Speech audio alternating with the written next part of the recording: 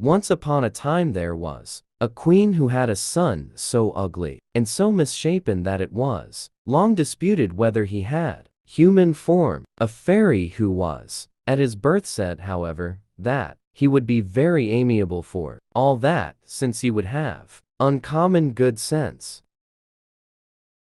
Once upon a time there was a widow who had 2 daughters. The elder was so much like her, both in looks and character, that whoever saw the daughter saw the mother. He obliged Cinderella to sit down, and putting the slipper to her little foot, he found it went on very easily, and fitted her as if it had been made of wax. The prince, charmed with these words, and much more with the manner in which they were spoken, knew not how to show his joy and gratitude. He assured her that he loved her better than he did himself.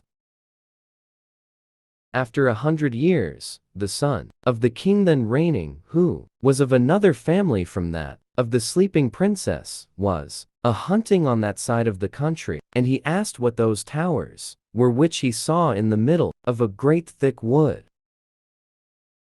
Her godmother simply touched her with her wand, and at the same moment her clothes were turned into cloth of gold and silver, all decked with jewels.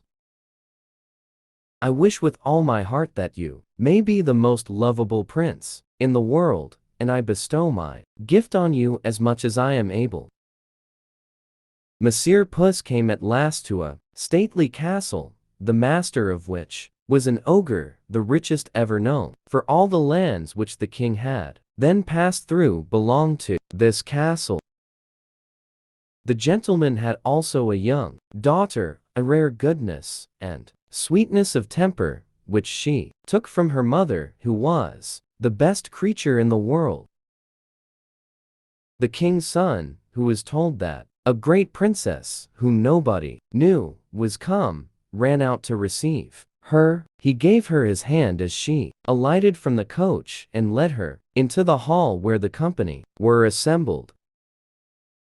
The next day the 2 sisters went to the ball, and so did Cinderella, but dressed more magnificently than before. The king's son was always by her side, and his pretty speeches to her never ceased.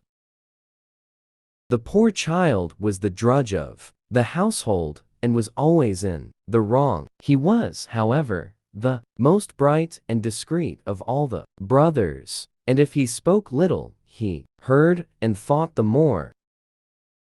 Thanks for watching. Please subscribe our channel. 98 Seconds Quotes.